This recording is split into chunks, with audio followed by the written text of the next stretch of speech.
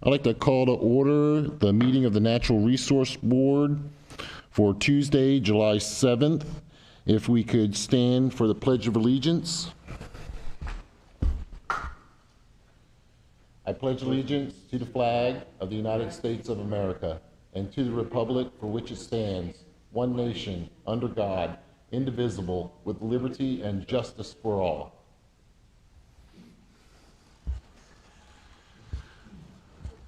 Can we have roll call? Yes. Ms. Ware, Here. Mr. Stadelman, Here. Mr. Powers, Here. Mr. Carano, Here. Ms. Lovell, Here. Ms. Callahan, Here. Ms. Mosblick, Here. and Ms. Flack. Here. Thank you. All right, great. Everybody's here. I love this new Zoom. Can I get a motion to approve the minutes from March 3rd? And if there's any input? Hi, this is Ruth. I'd like to mention that I was not on the attendee list. I was not present, hopefully excused, being in Australia for work. Sure. I don't think that's really much of a problem. You get 2 unexcused absences, I think, or something like that. Yeah. Yeah, it should be reflected on there. We'll make sure it is, Ruth. Okay. I need a Thank motion to. I need a motion to approve the minutes from March 3rd, 2020. I make a motion to approve the minutes from March 3rd. Donna Ware's made the first motion. Can I get a second motion? I can second. Jessica Lovell has made the second motion. Motion to approve the minutes is voted on. Aye. Aye. Aye. Unanimous approval of the minutes from March 3rd. We'll move on to item 5, announcements. We have new board member, Mr. Patrick Powers. If you'd like to introduce yourself to the people. My name is Patrick Powers. It's a pleasure to be a part of this board, and I look forward to giving my expertise and helping with the city's natural resources. Does anybody have any input on that? Could you just talk about your background a little bit? Yeah, I was a golf course superintendent with the PGA for about 15 years. Prior to that, I was 12 years a Home Depot store manager down in South Florida, in Miami. And I currently am kind of semi-retired. I moved to Sebastian 2 years ago from Port St. Lucie. And I've always been very interested, and I've been attending quite a few of the IPM subcommittees. And I'm very interested in the way things are going. It seems to be we're on the right track that way. Is there any additional input? Welcome. Welcome. Yeah. Yes, thank you for being on the board, Mr. Powers. We look forward to your expertise. As an advisory board to the City Council, we can use all the help we can get. Thank you. Excuse me, Charles? We did unfortunately have a very disheartening resignation today, so we do have one position available, alternate position available on the Natural Resources Board, just to make an announcement of that. Okay. You said there's an alternate position available? Correct. Okay. Excellent. So if anybody watching on Zoom or YouTube, feel free to come down, ask the city clerk for an application, and get approved. Come on down. We'd like to have you. Your input is valued. Everything with the city starts here. This is where a lot of business should get done, is in the boards. As you can see, we're generally pretty amicable to each other, and we are a strong advisory board, and we're willing to fight. Okay, we will move on to item 5B, Treasure Coast Waterway Cleanup on Saturday, July 25th. I don't know if anybody's ever been to one of these Treasure Coast Waterway cleanups.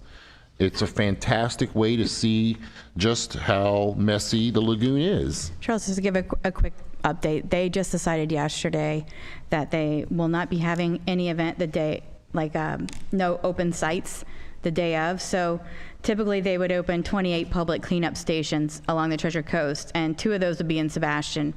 But due to the COVID-19, we will not be opening the sites, and we'll launch our first virtual cleanup. It was supposed to be both some sites and the virtual, but it's just going to be virtual, which is really neat. It'll run from July 18th to July 26th.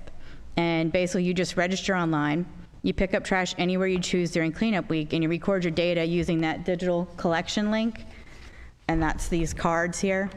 So you just click on these cards, and it brings you right to the site where you can fill in how much trash you picked up.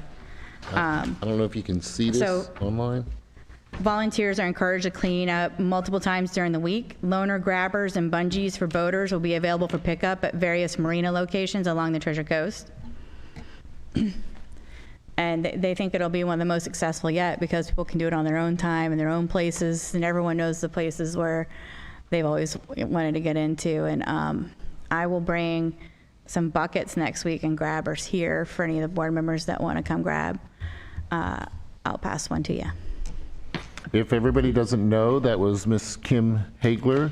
She is basically runs our natural resource board for the city, and that is who we interface with through the city, and has done a tremendous amount of work that nobody sees every single day. She's in the trenches. We're volunteers. We come and do what we can. She's a career person for City of Sebastian. I'm reading Kim, this is a question for you. Looks like they go to tcwaterwaycleanup.com, and can they download this from there? Correct. Okay. Is that the only place to get this? Yeah, well, at the different marinas, there'll be buckets with grabbers, and they'll have this logo.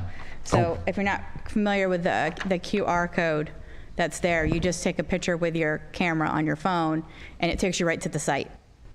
Wow, that's really great. So it's real easy. I think it's a great opportunity for people to get together in their household groups and go out to islands or wherever they want and gather some garbage. I think it could be one of the most successful ever. And last year they had almost half a ton of garbage collected. Miss Mosblett, I think you were there last year as well with the Treasure Coast Waterway cleanup. And I think we picked up 169 pounds of garbage before 10 o'clock. And it was everything from the Dixie cups that you see, the coffee cups from local restaurants, to somebody found a three burner grill. I mean, a gas tank was found. It's just amazing what we find in this lagoon that's left over. If you bring it out there, just bring it back. That's all you have to do. If you take a cup with you on the boat, make sure it doesn't blow off. Try to whatever you take out there, it doesn't matter. It just ran the whole gambit. And I was surprised at how little fishing line I actually found. I thought for sure there'd be a lot of fishing line, things like that, but it wasn't. It was cups, plastic, large sheets of plastic, and again, I was amazed by the gas tank and the 3-burner grill. So just to reiterate on that, it looks like from July, what was that? 18th, 18th to the 26th. 26th, July 18th to the 26th. Download the QR code from TCW or tcwaterwaycleanup.com. That's tcwaterwaycleanup, all one word, .com, and get involved. It's just amazing. You'll feel good about yourself, and you'll get out, and you can still social distance as best as we can. Can I ask a question of Kim? Sure. So how are they advertising this? Well, they have flyers everywhere. They have a huge marketing program. The person I deal directly with, April Price, that's what she does, is just market this event. And they've already recruited the volunteers online, that most of them that participated last year, like all of us, participate every year. But we'll also, I'm going to get some information about the virtual one onto our Facebook page as well, and make sure that we're reaching some people. And is there a place that we can get more flyers if we want to hand them to friends? Yep, absolutely. Just let me know how many you want, and I'll print them out. Well, at least 20. At least 20. You got it. And just let everybody know, that is how the Natural Resource Board rolls. We are out there, we're active, and we are active participants in environmental cleanup, safety, everything that goes along with it. We don't just sit up here and talk about it. We are in the field, and we are fighters out there. We will pick up the garbage, but I am surprised at how much of it is out there. Every year, tons, just amazing. Is there any additional comment, input? Okay, I'm going to move on from item 5C, the IPM subcommittee update. And do I have any committee members here today that would like to get us an update? I'll give a quick update on it. Okay. Just today, the committee agreed to the schedule that I included in the agenda packet. Please note that our August 4th meeting, the NRB meeting next month, the final plan will be brought to the board for review and approval, with a final presentation to the City Council with accompanying resolution on August 27th. And so following through review by all the committee members and scientific advisors, the committee voted to give final approval on the first 5 sections of the draft, which includes the role of the IPM subcommittee, IPM coordinator, the program's standard operating procedures, and discussion of non-chemical methods to be utilized at the properties according to their use, athletic, active, or passive. The staff and committee members are now focused primarily on the IPM plan's chemical methodology, which will categorize all the chemical controls based on pest population assessment and tolerance thresholds.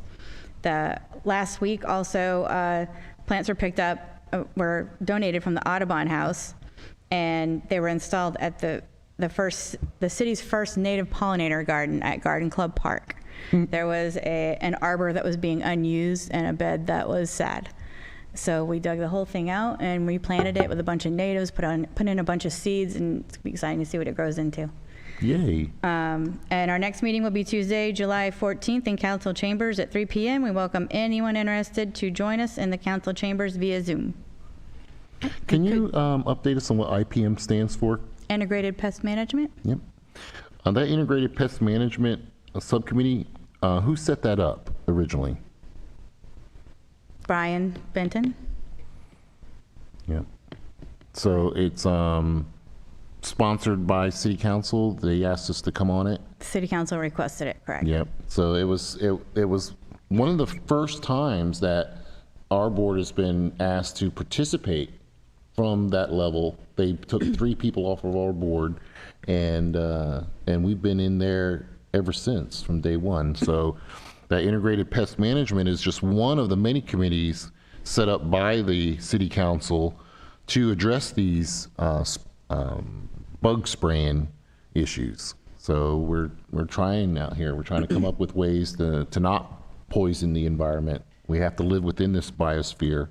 All of us do. And not just us today, but our kids tomorrow. And the people who come decades from now will appreciate everything that you're doing today. Is there any other updates that we need, Ms. Hagler? It is written into the plan that the IPM subcommittee, which will review the IPM annual report every year, will always have 3 members of the Natural Resources Board, so that, and any changes will always be reviewed by the Natural Resources Board and Parks and Rec before it goes to City Council. Huge. Again, another big step. You know, life has gotten too complicated, I think, for just 1 or 2 people to run the show anymore. I mean, back in the 70s, it was real easy breezy. But nowadays, just your chemicals alone have MSDS sheets that are 12 pages long for just something so simple that you think it's just bug spray, but it has long-lasting effects. And just that alone should be a catalyst to get as much information on it as you possibly can. And we do invite the public at large to also come out to these meetings. And it looks like the next meeting is Tuesday, July 4th. At what time? Yep. 3 o'clock. 3 o'clock. 14th. 3 p.m. Chambers right here. So get involved. Come to the meetings. I'd like to request everybody out in the audience here, if they're listening, to come. Okay, hope everybody understood that. Any other input for item C? I have a question. Yes, ma'am. Kim, so you had stated that the next NRB meeting will have an opportunity to review the plan, to make any recommendations or comments during that time. Is that correct? Correct. As soon as it gets approved by the IPM subcommittee, I will get a copy out to you. I'm going to try to get it out to you way before the agenda, so you have plenty of time to review it. But then there will be times if any recommendation was made that should be reconsidered or We have revised, you would weeks have before it time. goes to city Okay. council. Well, I'll hold my comments until then. You sure? Yeah. Well, you can send them to me anytime, Okay. because I'm editing it tomorrow. So Okay. that's what I'll be doing all day tomorrow. So send them right along. The Thank sooner the better, really. Thank you. Is there any additional input on that? Okay. I want to thank everybody for their hard work on that. I've had people come up off of this committee saying how hard it is. They're putting in a lot of hours, and they're doing the work that needs to get done at that base level. And I'm very, very proud to stand beside each and every one of you. I look forward to doing it in the future. And now we'll go to item 6, public input. If there's anybody in the public here in our audience that would like to have public input.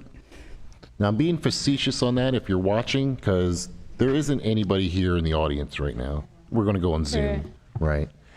If anybody on Zoom would raise their hands if they want to speak. If anybody on Zoom would like to speak, you please raise your hand. I have one. All right, we'd like to talk to you on Zoom. Graham? I'll unmute. Here we go. Yeah, Graham Cox, 1213 George Street in Sebastian. Two things I want to say, Charles, if I can. Yes, sir. One is I want to say welcome to Patrick Powers to the Natural Resources Board. Patrick has been a regular attender of the meetings we've had with him on integrated pest management, and I'm delighted he's willing to give his expertise to the Natural Resources Board and to the city. The second thing I want to say is also some praise for the work that Tim and Brian Benton have put in to put together a report that I think in due course we'll be proud of. So, yeah, there's a lot of things in the integrated pest management plan that are going to be controversial, but in a good way. So I'm glad that we're moving ahead with that. I'm looking forward to seeing the next step in the integrated pest management plan for the canal system. That's it. Thank you. Thank you for your continued input, Mr. Cox. And I'd like everybody to know Mr. Cox is one of the regulars that come and does his input. And people need to recognize that, whether up or down, the people who come to the meetings, put in the input, get heard, get things done. So if you don't like how things are going, you have to come to these board meetings, because we're the ones who are giving the recommendations. I'm a firm believer in getting as much input as I can. My team knows that I am willing to change my mind. I'm willing to even vote against something I may put up after I get enough information. It may not be right. But we're going to go with the information that we get, as well as what we've learned in our own professional experiences. We currently, sitting on our board, we have scientists, we have teachers, we have laymen, we have people who have just gone to college for the last 10 years. This board is just full of just some fantastic people, but we can't do it alone. No matter how many people I have up here, and it looks like I have 5, 8, 9, 10 with Ms. Hagler, 11 with Robert. We still can't do it alone. We and our court reporter, she'll put in here some information if she wants to, but we still can't do it alone. We need everybody to participate. If you're a citizen of this area, you need to participate. You need to get in here, say what you like, what you don't like, what you want to change, but the day of complaining is done. Just to complain about something is done. We're done with that. We need input that's going to get something done. We need how to do it. We need that type of input. We all know that there's a problem with bug spraying. We know that there's problems everywhere. We're done hearing that. We need to know, what's your idea to fix it? And I can promise you the idea to fix it may still be out there and you're holding it to yourself. please step forward and let us know. I greatly appreciate that. If there isn't any more public input, we're going to move on to item 7. New business. New business, item A, guest speaker Sue Flack. I don't think she's going to... Oh, okay, on Zoom, okay. Hey, sorry, I'm not used to the Zoom. I'm looking out here, just not used to the Zoom. Our guest speaker, Sue Flack, is Indian River County Solid Waste Disposal District. And let's hear from Ms. Flack. Thank you for coming today. Thank you for having me. I'm grateful to be here. I've done so much work in Vero Beach and in the South Towns, and it's now my great opportunity to work with all of you. And so I want to do a special thank you to Kim for inviting me and for really having an open mind and hearing what I have to say. And with that, I was wondering if I have permission to share my screen for a PowerPoint. You do. Absolutely. Okay. I'm just not technically advanced to be able to do it. I got it. And I'm going to... You were awesome. I'm going to go through this rather quickly in the essence of us running late, and I know everybody's probably hungry, or at least I am. No, ma'am. So Ma'am, you take your time. You're absolutely Okay. fine. Absolutely. We're in this All for the right. long haul. So you take your time, take a breath, and we greatly appreciate all the work that you're doing, and we're not going to shortcut you 1 minute. All right. So I'm going to just say a little shout out to Nikki. Nikki has seen this presentation for the most part before. So sorry, Nikki, you'll just have to bear with it. It's a good a refresher is never a bad thing. Thanks. Right. Sue. So I am the recycling coordinator for Indian River County, which means I kind of work with a lot of garbage, as you were talking about earlier, and a lot of recycling material. My office is located at the landfill, the Main County landfill, which is a fantastic place. So I thought I'd take a little bit of time tonight and just talk about why it's important to recycle. And of course, we all know one of the big reasons it's important to recycle is because we do have too much trash. But also more importantly than that, I want to just give you guys a little briefing of where things go. Where do they go when the magical green trucks come and they pick up our recycle carts and our garbage carts? What happens to it? Because it really never goes away. So this is a picture. It's not a most recent picture of the landfill, but this is what we call the hill. It's also called Mount Vero. It is the highest landmass in Indian River County at 180 feet tall. It's a beautiful place. You can see 4 different counties from the top of it. So it's kind of a cool thing, but it's full. So we have capped it off. We are in the process of building a brand new 10-acre cell that's going to cost the taxpayers of Indian River County approximately $16.2 million. So not only is garbage a big space taker-upper, but it's a very expensive and complex business. So we'll move on. At the county landfill, every single day, we take in about 50 to 60 tons of garbage. We also take in anywhere from 3 to 6 tons of recycled material.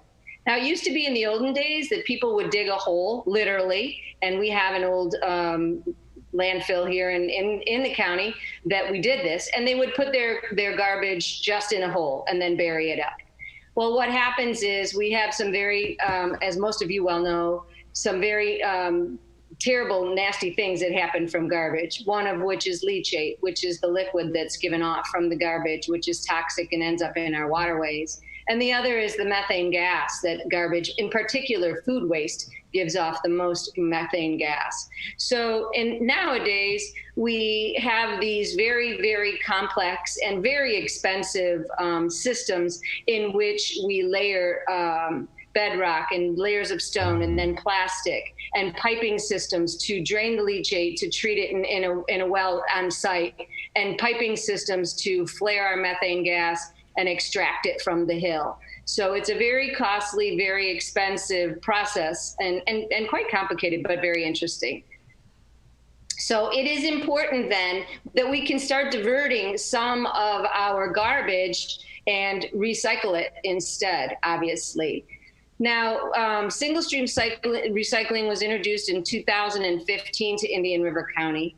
And it started out as kind of, I'm going to say, massively overeducating because people really weren't sure how to do single stream recycling. But in this last year, Indian River County has adopted a new campaign, and it's called our Strive for 5. And what we're trying to do is make recycling easy again, because people find it very complicated, and sometimes they get apathy and they just decide not to do it.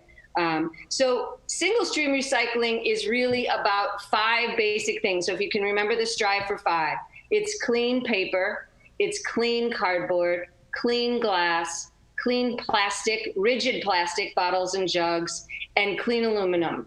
And that's pretty much all that needs to go in your blue cart. That's it, pure and simple. So this is just a brief list of the yes items that can go in your blue cart. And if anybody ever would want a copy of this list, I most certainly can get it to you. It's kind of handy. It's also on our website, ircrecycles.com. And I think it's on the verobeach.com website as well. This is a list of our no items. So let's go back. Here's our yes. Here's our no. Which list is bigger? No. Yeah, no. And so I get it. I'm a resident too, and I want to recycle, and again, it makes us feel good, and it keeps all that trash out of our lagoon and all those places. But a lot of times we put things in there that don't belong, and we call that wish cycling. Most of the time it happens because people just don't know any better, and they figure, oh, we'll just put it in. So my motto is, if you're in doubt, throw it out. Don't put it in there. Or you can always call me and I'll answer the questions for you, but very important. Another big problem that we have here is the numbers game. I always tell people, don't play the numbers game. I know we say we can recycle numbers 1 through 7, but in the resident identification world, or the chasing arrow that you see on things, those numbers don't always mean, just because it's in a chasing arrow, that it is recyclable. And as a matter of fact, there's no patent on that recycling arrow, so I could literally put it on my shoe and claim that it's recyclable, even though it's really not. We just don't have those regulations here in our state. But if you take a look at numbers 1 through 7, the ones that are the most desirable, or the ones that are literally recyclable, are 1, 2, and 5. So number 6 is styrofoam. So when you see a 6, you think, oh, that's recyclable, but it's not. Number 7 is just nasty. Number 4 is your loose plastic films. So that would be plastic bags, your newspaper, your bubble wrap, newspaper sleeves, all that. That cannot go in your blue cart. And number 3, of course, is PVC. So I tell people, again, if you're in doubt, don't put it in that blue cart, because it might not belong there, especially if you think you're in doubt of it. So last year we noticed the state of Florida has a recycling goal for all of the state. 75% of our material should be recycled by the year 2020. Well, we didn't make it as a state. Last year we were at 48%. This year we're at 52%. Last year, Indian River County was at the second highest county for recycling in the state of Florida at 68%. We dropped this year a little bit down to 66%, but we're still doing a pretty good job. However, what we noticed last year was a real big spike in contamination. Now, contamination is anything that goes into your blue cart that doesn't belong there. So on the average route of a driver, the recycling driver, he'll pick up about 1,000 households per route.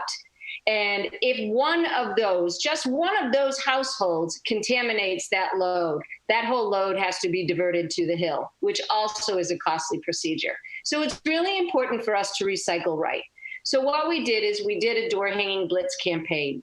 And I went out 4 days out of every week, and we targeted neighborhoods, and we literally looked in blue carts to see what was in there, to see what people were having trouble with, to see what people were having problem with. And if they were contaminated, we left them some educational material, and Waste Management did as well. And most of the time they did rectify whatever the problem is. Our biggest contamination, by the way, in Indian River County is plastic bags, that for some reason. And the second is styrofoam, both of which are very big contaminants in our county. And it worked really well. We've seen a lot of the neighborhoods come around. Some not, unfortunately. And a big problem that we have here in Indian River County is garbage is not mandatory like it is in other counties. And so therefore, a lot of times we find people are using their blue carts as a garbage cart because they don't want to pay for garbage service. So We started this big campaign, and you probably got a mailer in the mail last year, and it's been working very well. So this is just some examples of some of the things I see when I go out. I'm back at it again, even though we have COVID, we're back out there looking in carts. Food, this one up here is kitty litter. I pretty much see everything except for probably the only thing I haven't seen is divorced husbands. I've seen everything else in there. Bowling balls, swimming pools, water beds, chaise lounges, axes, propane tanks, aluminum siding, gutters, clothing, textiles, dead cats, you name it. It's all put in those blue carts. So what should not go in the cart? These are the major items that I wanted to address today. Again, the plastic bags. Plastic bags are recyclable, but just not in your blue cart, and I'll talk about that. Styrofoam is not recyclable in your blue cart, but Indian River County does have a unique collection program for styrofoam, white styrofoam only. Anything that's under 2 inches in diameter, like a plastic utensil or a straw, or anything that's contaminated with food. Pizza boxes are a no-no. Those are not recyclable. Any of that stuff has to go into the garbage.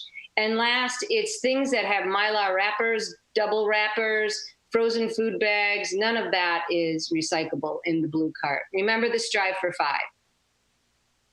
So here is just a brief overview of some of the campaigns that I've started here in our county, and they've been very successful. This one has flown off. We can't keep up with it. We are one of only 9 counties in the state of Florida that works with the FDEP. And what we're doing is we are collecting that loose plastic film. So any of those items that I talked about before that we call tanglers, and I'll show you in a minute why they're so dangerous to put in the blue cart, but we can collect those at one of the 5 customer convenience centers or the Main County landfill, or you can bring them all to Publix. And the Rotary Club of Vero Beach has been very generous. They've given receptacles to each of the schools in the school district, which are now recycling loose plastic film as well. Another campaign that we started was cooking oil recycling. We had noticed that there was such a contamination in our lift stations, 35% and sometimes greater, every week from people that are dumping their cooking oil down the drain. Even if you put dish soap in it, it still does not, it's still not good to put down the drain. So you can bring your used cooking oil to one of the convenience centers or the Main County landfill. We'll collect it for you. And we give it to a company called Banyan Biofuels, and they make biodiesel fuel for airplanes out of it. So it is repurposed. And that's been a big hit as well. One of our most recent campaigns, and I was thinking of you guys with Kim with the beach cleanups, and this has been another one that took off. We started a pilot program about a month and a half ago at 3 of our county beaches, in connection or partner with Coastal Connection. And we put these baskets out for people. And we got rid of those tubes with the plastic bags in them. And we put them out so that people could take the basket and go down to the beach and collect their trash and then come up and dump it into the receptacle right next to it and put the basket back. And Coastal Connection's been really good with helping keep our baskets clean and making sure that they're all still there. We have not lost one yet. And then a couple of weeks ago, the city of Vero Beach saw what we were doing and loved it so much that we partnered with them as well and just opened another 5 beaches with baskets. So we have a total of 8 right now and still growing. Another good campaign in the county. Some of you might have gotten this recently. It's been difficult with COVID for me because I usually do 20 or 30 presentations a week, and it's either been Zoom or something else. So I've been trying to come up with unique things to do and new ways to help educate people because that's really what I love to do most. So we sent this postcard to 80-some thousand residents in Indian River County. And one of the things we did here is we put the QR or whatever that is. And if you hover on this, or if you get on our website, again, ircrecycles.com, we have put together a virtual tour of the landfill. So you can see a beautiful tour of what the landfill is like, and it's done by drone, and I'm out there, and it gives customers just yet another idea of what's happening out there with their garbage and their recycling. And by the way, our percentages since COVID are up in our county for both recycling and garbage by about 28 to 30%. And we know that that's obviously because people are home a lot more. Our yard waste has been up like 60%, lots of yard waste. So where does all of your recycled material go? We talked about where your garbage goes. Your recycled material goes to what we call a materials recovery facility, which is a giant, massive place. Ours happens to be in St. Lucie County on their landfill site. They take in all of our recycled materials, all of St. Lucie County's and Fort Pierce, and one other county. So they commingle a lot of recycled material every single day. This is just a picture of what the inside of the MRF looks like. You can see the massive size and the amount of bales that they have of different materials as they're sorted through this machinery. And you can see the size of the machinery and why something as small as a loose bottle cap or a plastic straw it wouldn't even make it through. Just would fall right through. Here's another great picture of all the garbage that fell off the conveyors down here, all those small items and things that didn't make it through. And at the end of the day, those just get picked up and brought to the landfill anyway. But just an idea. Here's an example of a bale. The kids love this bale because we talk about contamination now. Our contamination rate right now for our county is relatively low. We're at 21%, so pretty low. When China closed its doors, of course, they closed their doors, and we couldn't send stuff there anymore because they were asking for a 0.5% contamination, which is absolutely impossible. You can see down here is a metal bed frame that made it in this bulk plastic bale. So lots of plastic bags that make it in there. It's virtually impossible to eliminate all the contamination, but we like to keep it as low as we can. Here's another just bay of scrap metal. I mean, the amounts are staggering. So this just gives you a little brief overview of how the line works or the machinery works. Of course, the first line of defense is your manpower, and they're essential services right now as well because they're out there and they have to still collect this material. And they look for those items that are worth the most money. I tell people recycling is very much an environmental issue, but it's also an economic issue. And right now it's changed. And again, another 360, I don't even know how many degrees due to COVID. There's just so much going on. But one of our most valuable commodities is OCC or cardboard. So that's usually something that they will separate first. And mixed paper as well. So here's a line of the mixed paper. You can see the workers that will look for the mixed paper. And again, contamination, these were like Cheeto bags or something in there. And then we have different ways that we separate other items. So we have magnetic sorters, and those magnetic sorters will obviously sort out the steel, the cans. We also have optical sorters. Those optical sorters can be set to sort plastics by color, by shape, by size, by number, by whatever is desirable on the market at that time. And then the last thing that gets collected is the glass. And what we do is we crush our glass down, and the glass gets repurposed as landfill cover on the hill. So this is just a picture of the problem items. So remember I talked about those bags being tanglers. And they tangle these gears up to 10 times a day. They have to stop the machinery, stop production, and literally climb in there, no thank you, and get these out. In one day that I went down to our MRF, these were some of the items that I collected. So you can see propane tanks are big, an axe, a flashlight, all kinds of stuff that shouldn't be put in there. And then one day, of course, I saw somebody had put this in their blue cart. And then we have styrofoam and shredded paper. And shredded paper is a no-no because it gets wet. And when it gets wet, it's like glue. It just gums up those machines. So just to review, the first line of defense is going to be our people, and they're going to look for those contaminants. So if you're one of those people that bags your recycles and puts it in a nice bag and then puts the bag into the blue recycle cart, when that bag gets on that conveyor line, that person's going to pick that bag up and throw it right on the floor. They don't have time to open it up to see what's in there. So all your hard work is really basically for nothing. And then, of course, the more commodity-driven items come out, like your cardboard. And then, of course, we have the tanglers. And then the plastics get sorted out towards the end. And then paper, mixed paper is last. So this just gives you an idea of another reason why it's important to recycle or repurpose, because this gives you an idea. I like to tell people once something is entombed in the landfill, it really doesn't break down. It doesn't have what it scientifically needs to break down. So it's pretty much in there forever or a very long time. So now you know about recycling, and I will unshare my screen if anyone has any questions. Get out of my... Is there any input from the board? Did anybody have any questions for Ms. Flack? Ms. Flack, I got one question. At the end of the life of the landfill, do they have any plans to turn it into a park? I noticed when I'm down south in Fort Lauderdale, they've turned, and Waste Management runs them too, they've turned some of those landfills into beautiful parks.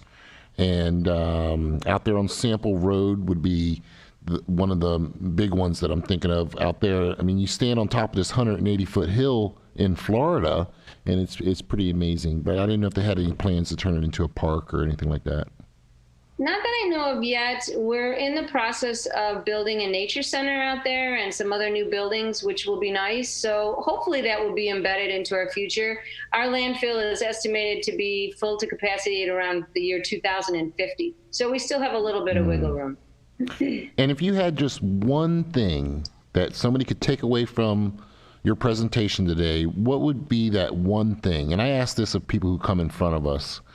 If there was just one thing that you could say, ta-da! I think it would be just recycle right. You know, that you've really got a better idea that what can go in and what can't. And maybe that one person out there that still puts those plastic bags in there has learned finally, no plastic bags in the recycle bin. So that would be it. Just that I've been able to educate you and given you some new information. Is there any input? I have a comment. Okay. This is Ruth, if you can't tell, they're in the room. So thank you very much for that presentation.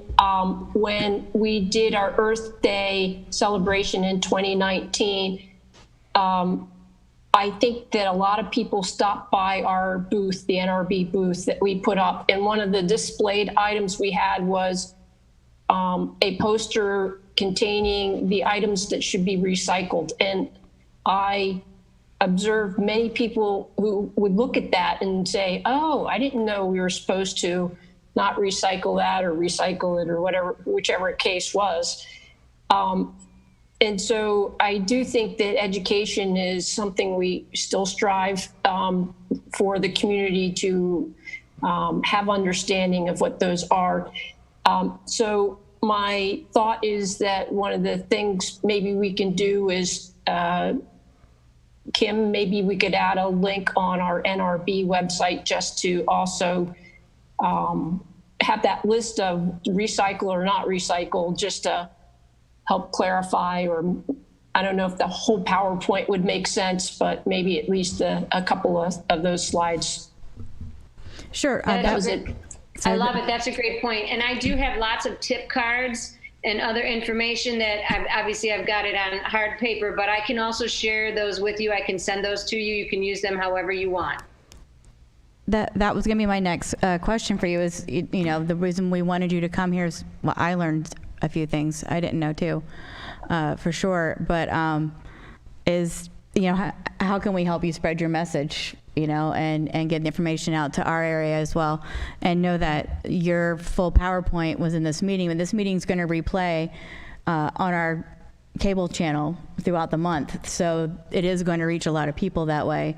And any other material you have, pretty much anyone that's building a house, new to a house, adding something to their house, even right now, is coming through here because they need their permits. So we do have a lot of outreach through City Hall, and we're happy to add your information into it. That's awesome. Thank you. I will bring some to you. I will also send you some links, Kim. And I would ask that you encourage people to get on the website ircrecycles.com and look at that virtual tour. Take that virtual tour of the landfill, because a lot of what I talked about today is also in that tour and more. So I think that's important for residents to really see where their garbage goes. You know, we're so out of sight, out of mind with everything. My brother-in-law did the tour with his school like a few years ago, and he said it was really awesome. I'm like, oh, yeah, that's exciting. He was like, it was really cool. I was like, okay.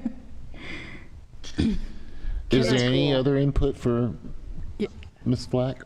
Yeah, I've noticed that some of the commercial businesses have gone away from styrofoam. Your Dunkin' Donuts and things like that don't even carry them anymore. They've gone to paper. So the other aspect of it is getting the word out to the commercial businesses and how they dispose and recycle. I'm not sure of that as a resident, as a regular resident, but commercial has got to be a major impact to what you do as well.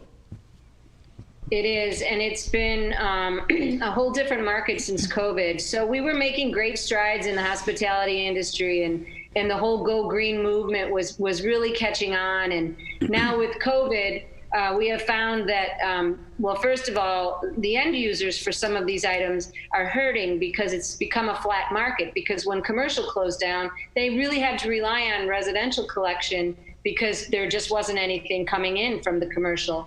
But the other thing too now is, as these commercial businesses are opening back up, and I'm doing a PowerPoint tomorrow to a hospitality venue, what we're finding is they're now against that they don't want to do it, but they have to for safety reasons. They're going back to all the single-use plastics, all the, plastic bags, stuff in the garbage, plastic silverware, all of that stuff for safety. So we're trying to come up with other alternatives to help them out, because they're kind of floundering too, and rightly so. So yeah, commercial industry is a toughie.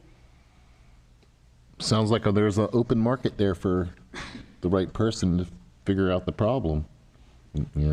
That's part of what we do. I have a question. Yep. Donna Ware. I just want to know, are you out in the schools as well, trying to educate them? And what does that consist of? Yeah, so, Nikki could attest to that. Yes, I do all the schools, K through high school. They are all recycling now. I have rolled out their recycling programs in all the schools in Indian River County. I do educational whenever I can get in. So the last 2 months, I have done more Zooms with the schools, but it's been great, and all kinds of different methods to work with them. We have recently just formed with the county and the school district of Indian River County a green team, and we're trying to get as many people on board. And then we've created a venue for all teachers for next year, so that we are to give them materials that I can offer, and they'll have them at their fingertips. So yes, that's a great question. We do a lot of work in the schools. I used to be a teacher as well. Is there any additional input for Ms. Flack? This is Tom Corano. I just have one thing to remind people, and the word clean is extremely important. Paper that's contaminated with food materials still has to go in the garbage. You can't recycle that. Plastic bottles that are, salad dressing is one of my favorites. You just can't get them clean enough to recycle them, and they should go in the garbage. On newspapers, they get delivered in plastic bags that say we are recyclable, but they should not go in your recyclable bin. So it's very important that if you can't clean it, the best thing to do is throw it away. Thank you, Tom, for the input. Is there any additional input from anybody in here? I'd like to ask for public input from the audience, but again, we're empty. Is there anybody on Zoom for public input? Nobody has raised their hand. No one has raised their hand on Zoom.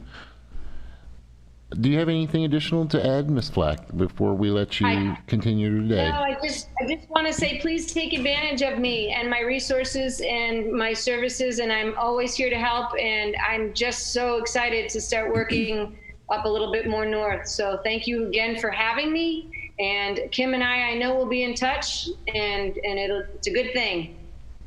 Thank you for coming in front of our board, Ms. Flack. You're a great representative for Indian River County Solid Waste Disposal District and a great asset for the state of Florida. Thank you very much.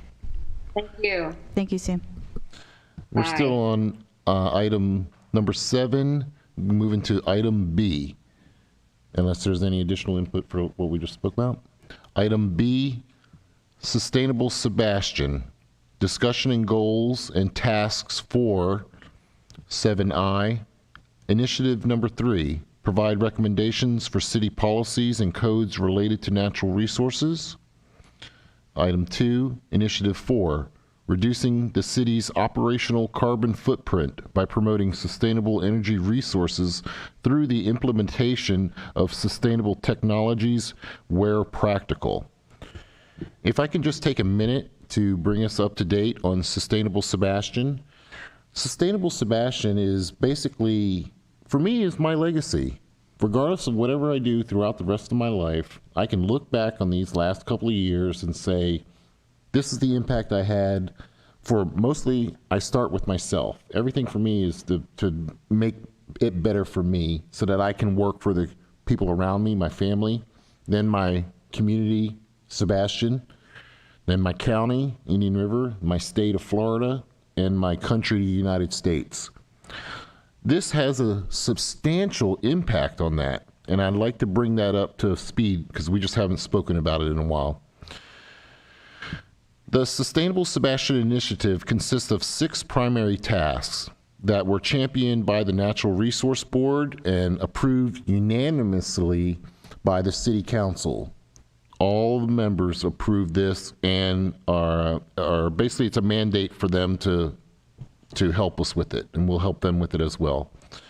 The first was support overall reduction in the use of single-use plastics by the City of Sebastian and its business community by assisting and promoting Keep Indian River Beautiful, Keep Brevard's Beautiful Litter Quitter and Surf Riders Ocean-Friendly Restaurants programs, and through the identification of alternative products, which we were speaking about earlier, trying to find alternative products for these plastic spoons and using paper products and such. Item 2, support landscaping practices that promote a healthy native ecosystem by assisting and promoting Keep Indian River Beautiful Lagoons friendly lawns and University of Florida IFAS Florida friendly landscape programs. And we've been working really hard with that, and with the native plants, the pesticides, everything that goes along with the landscaping, watering, fertilizing, everything that goes along with that is basically included in there. Item 3, which we're going to talk about tonight, provide recommendations for city policies and codes related to natural resources. That alone should fill the room. Just that alone should fill the room. And if you could see me right now, for me, it's real close to me, because this is what we do. This is why we're here. And this is what I've been championing for the last 2.5 years, is to provide recommendations for city policies and codes. The next one is reducing the city's operational carbon footprint by promoting sustainable energy resources through the implementation of sustainable technologies where practical. Item 5, protect and restore the water quality of all of our city water bodies by supporting the city's stormwater program in the creation of toolkits emphasizing best management practices, low-impact design, and green infrastructure. Again, super important stuff. We all drink water. We all enjoy the lagoon. It sustains this area. The natural resources for this area, based on the county's overall comp plan, is worth, just in the north end, which is where we are, is worth about $111 million. That's what it says in the plan. That's what we're fighting for. That's where our jobs come from. And that's how we know that this place is such a nice place. It's just beautiful here. Number 6, promote the city's overall livability through the promotion of active transportation, increasing the connectivity among trails and pathways, and promoting nature-based tourism. And that nature-based tourism is so important for us. We have the world's first nature preserve, which isn't visited that much. Okay, let's go back to what we're really talking about, though. We're going to talk about Initiative 3, provide recommendation for city policies and codes related to natural resources. And if we want to start, we can go left to right if you like, and go to Zoom, and I'll If I may, finish real this up. quick, just summarize that these are based on, we discussed these items before we put them into the resolution, and we discussed them thoroughly and came up with ideas of projects that fit underneath these initiatives that are part of the Sustainable Sebastian Resolution. So this is based on our previous conversations or staff recommendations, and these are definitely something to build on. This isn't cemented. So just like before, I know it's been a while, but in February is when we met and discussed the first 2 items. In March, we had the comp plan workshop, so we didn't really get to meet and discuss the resolution. But what we're trying to create here is a work plan. Absolutely. And it's so important. Right now, without everybody sitting in this room, we're going to try to make some recommendations that both change city policy and city code. We're going to try to do that tonight, tomorrow, every single day that we're breathing here. This is what we do. This is our mission, our goal for natural resources. And what I'd like to do is we can start from left to right if you like.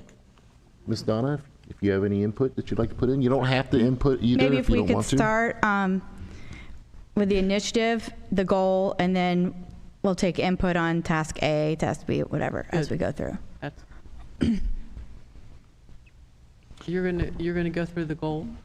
All right, so we'll say, so for provide recommendations for city policies and codes related to natural resources, goal 1 is provide input throughout the comprehensive plan review process. So task A was host a public workshop during the NRB meeting to discuss the draft of the conservation coastal management element, which we did on March 3rd. And then task B is staff to compile all workshop notes and submit to consultants for inclusion in final plan. And Robert and I did that on April 20th. And so task C will be discussion of the final draft of the element. But I also encourage, maybe some way we could put in there, I've made sure I kept you informed on the comprehensive plan process as it goes. I send those agendas to you as this process is getting back underway. And I encourage you to look it over, even though it's not exactly your area. What we're trying to do, we want to make sure that I think this is the ultimate goal of the board, is to see that the sustainability isn't just in conservation and coastal management. We want to see sustainability be an underlying theme for the unifying theme for the entire comprehensive plan. So I think it's a great idea whenever you get a chance to watch the meetings or at least look over the agenda, and any feedback that you give goes straight to Robert, right to the straight to, actually Lisa copy pasted it and sent it straight to the consultants. Make notes, ask questions. Mike? Make notes and ask questions. Mr. Loy, I can't remember your position with the city. I was going to call you city manager, but I think that's Mr. Carl. Not yet. I am the senior planner. Senior planner, that's right. And Mr. Loy, you've recently come on board with us, haven't you? It's in the last... I began in January. I was January, a right. former planner in Palm Bay for many years. Thank you very much for coming on board, too. For the board, I think Ms. Hagler is referring to the last page in our agenda, and I think that's what she's going off of right now. I just found that. I was just bringing it up to everybody here. We're talking about Initiative 3, recommendations. Goal 1, host a public workshop during the NRB meeting to discuss the draft of the Conservation and Coastal Management element on 3/3/20. That meeting had a very interesting element to that, because in that meeting, I had asked to update the emergency management plan. Ms. Frazier brought it up and said, because we were talking about the hurricane disaster planning afterwards, and she had mentioned, she had made a note that this is what we were talking about. And what had happened over the last few months with the whatever, I'm not even going to talk about it so much, was exactly what I was talking about on that March 3rd, because it read funny, it was kind of ambiguous, and this board addressed it then. It just, we ran out of time with the COVID. And, but at that time, we had addressed the emergency situations coming up, and we were working on it. So that was being addressed at that time. That's in Task A. Task B, staff to compile all workshop notes, which you're obviously doing, and discussion of final draft of element. Donna, would you like to, any input on that? I don't at this time. I think the workshop was very well handled, and I think we all discussed what we needed to at that meeting, so. It was intense, it was good, it was long, and I think we got some things accomplished. I'll say the conservation and coastal management element, it has drastically changed since that first version of it, and I think you'll really like the final product when it comes. Yeah, I think the what you don't see is even the smallest comments and notes get integrated, and they get handed down to other people, and they get to digest them, and they become something, they morph into something greater than what they're originally. And I'm glad you had mentioned that, Mr. Loring. Am I saying your name right, Loring? Yep. He just said that the smallest notes, the smallest one-line sentence could really blow up into something big. So if you're out there and you want to participate in your city government, you need to go down to the boards, you need to attend these meetings and get your public input in. The smallest, the littlest thing could really turn into something that's going to last a lifetime.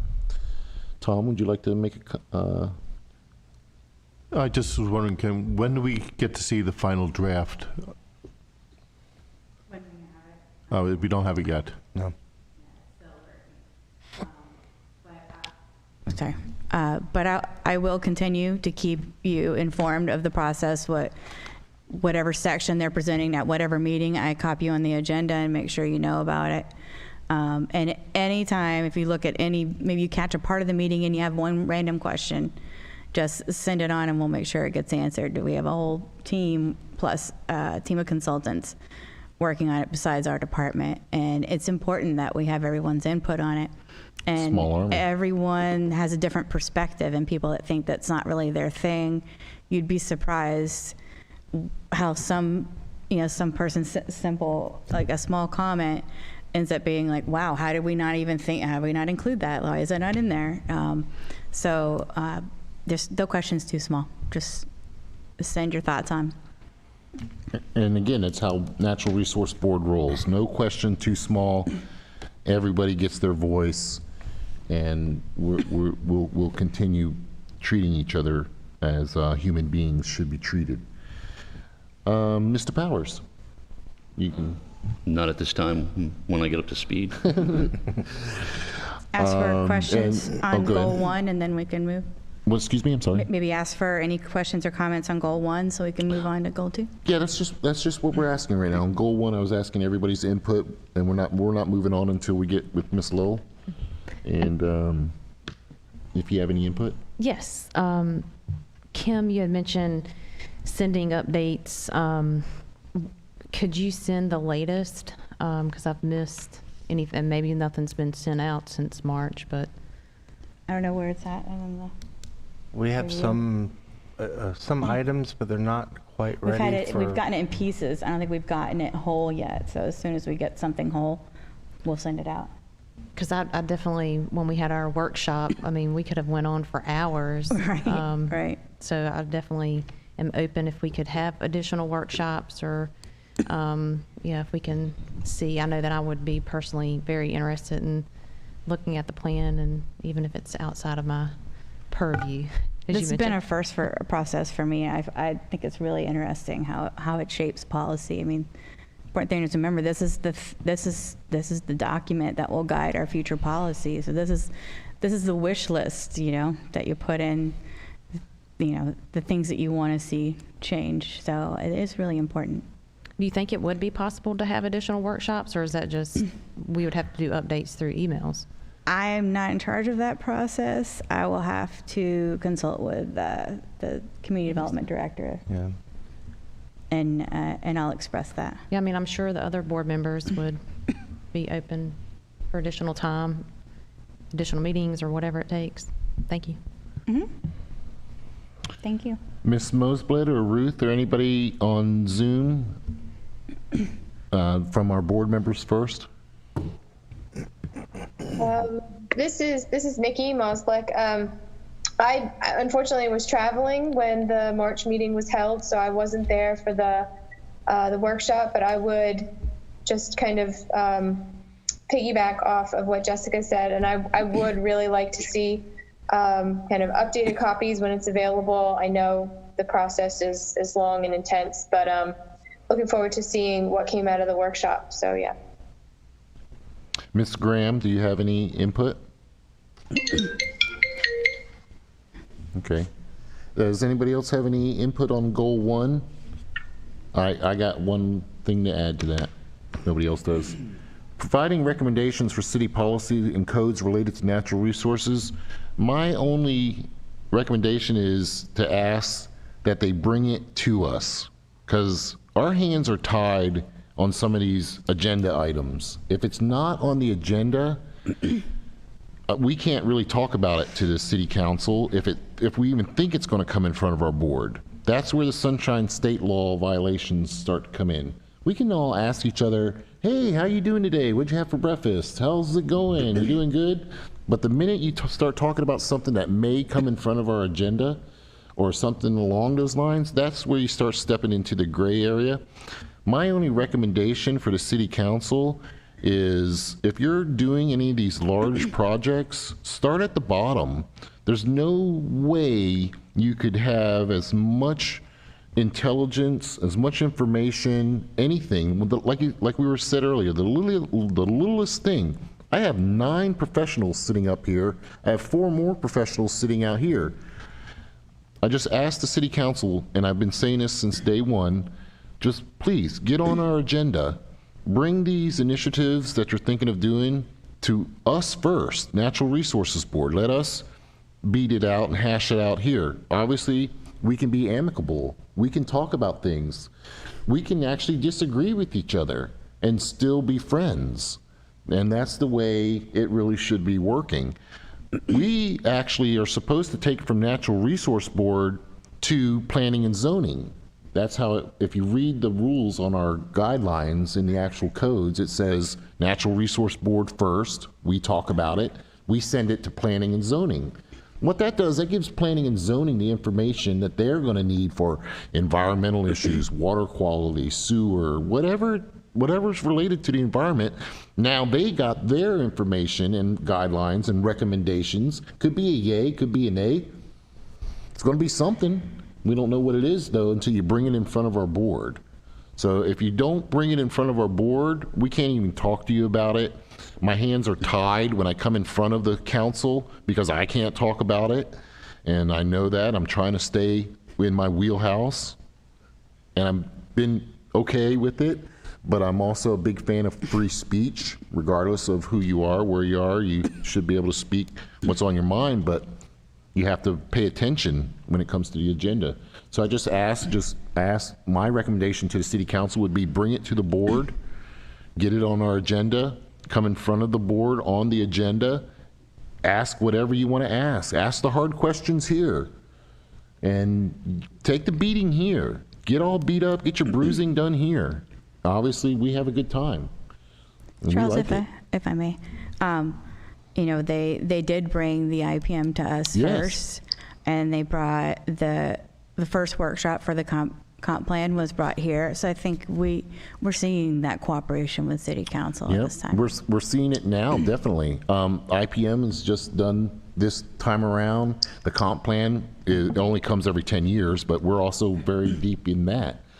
But as we look back in the past of these boards for the last 10 years, it was pretty scarce. You know, it's something that I'm very vocal on, and I've been pushing for years and years, and it's finally really happening. But I ask that use it to the best of your ability. Bring everything that you can. Bring the hard issues to us. You don't have to get yourselves beat up in public like this. It doesn't have to be a drop down, drag out fight. You can do all of that with your boards. That's the end of my little speech on that. I have a question for you, Charles, and that is, were we going to go through goals 2 and 3 next? Because I do have some new items, and one is along the lines of what you were just talking about. Yes, ma'am. And if it wasn't on goal 2 or 3 and you still had something to talk about, Ruth, you just raise your hand and you'll have the podium. Are we done with talking about goal 1? Everybody good with that? I think we should move on. What's that, sir? I think we should move on to goal Yes, sir. We're going to go to goal 2. Assist the city in creation of integrated pest management plans for both the city parks and stormwater departments.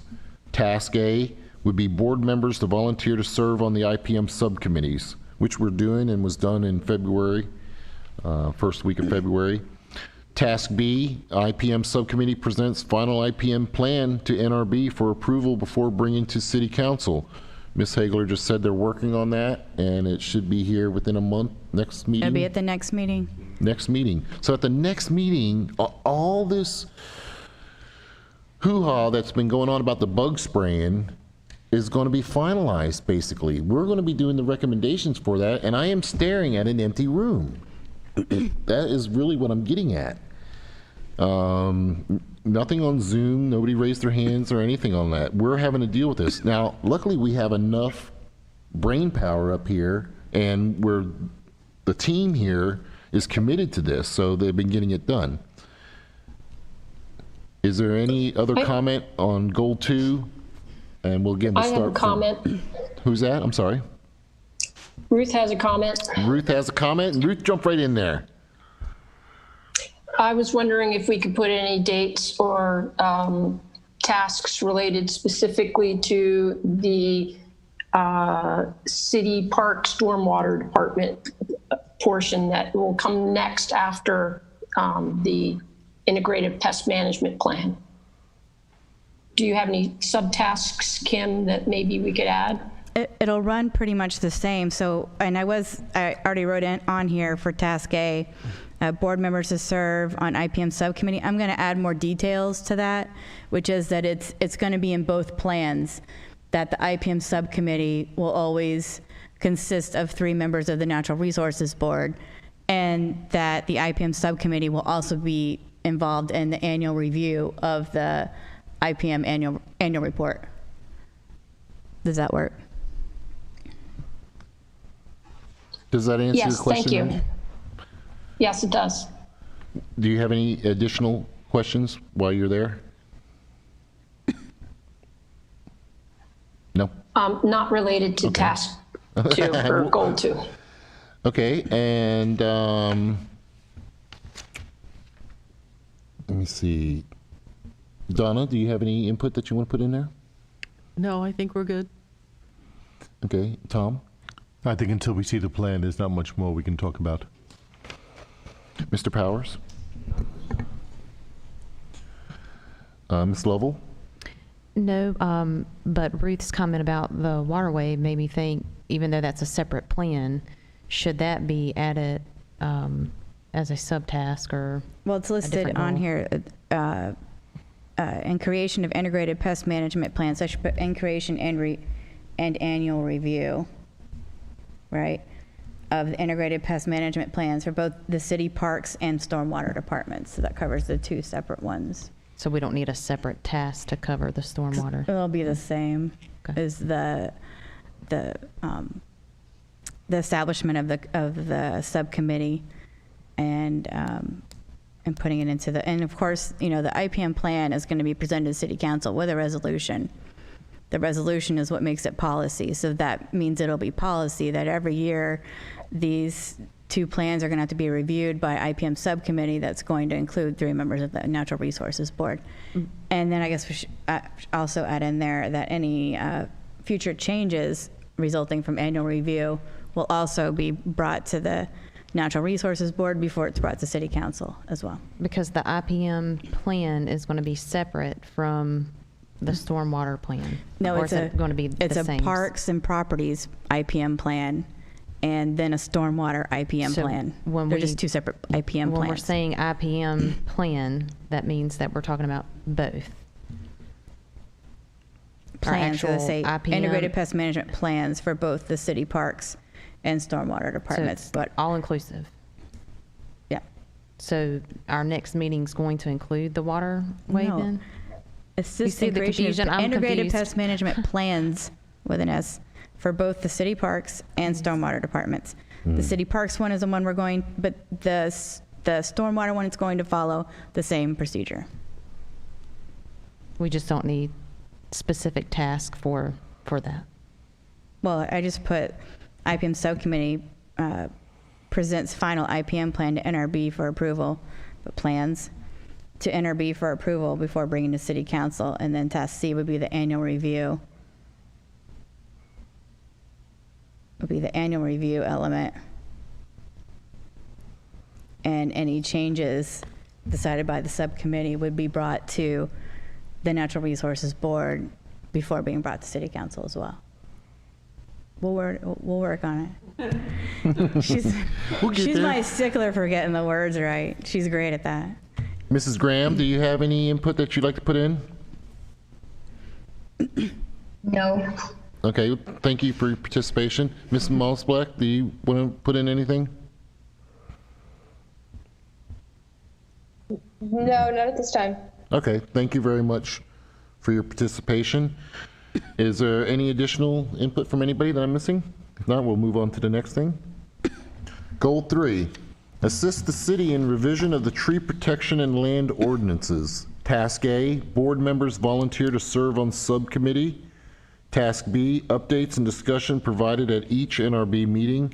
And Task C, final revised ordinance brought to NRB for approval before presented to City Council. This is how we move policy, and this is how any city council in the United States moves policy. I think Mr. Lorian actually was the one who taught me that expression, move in policy.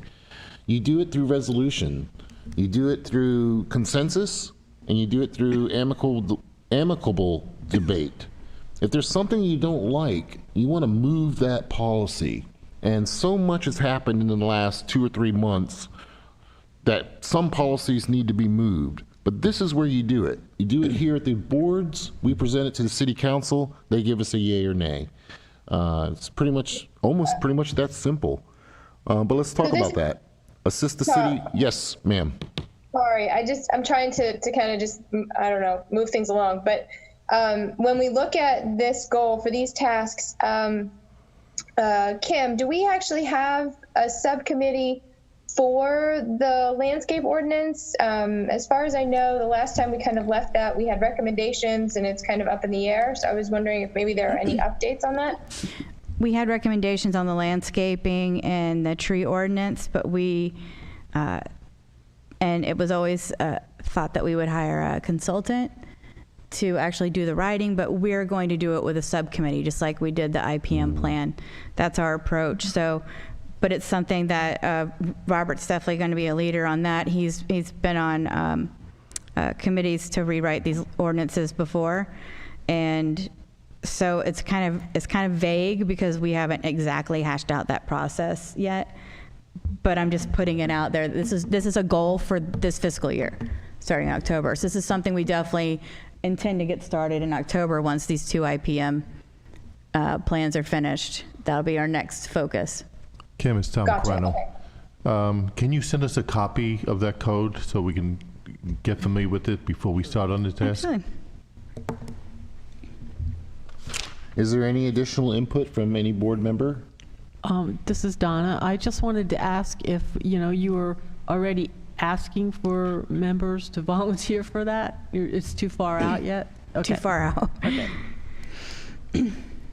And then also, before we move on to the next initiative, is there any other goal that anyone thinks would be important to add here, or something else you thought of?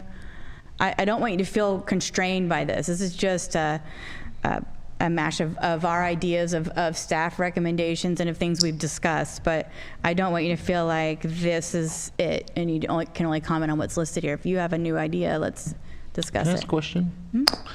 Under the landscape ordinance of this, would that include spraying or anything? Is that, because we can't really talk about that until this is brought in front of our board, but would That's would that be under different. there? It will not include that. No.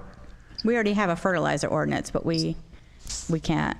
Right. There's certain level, and we'll discuss it when we get Right. into it. There's certain things that we aren't allowed to moderate. Right, exactly. And Kim, you I also had mentioned. two items. Go ahead.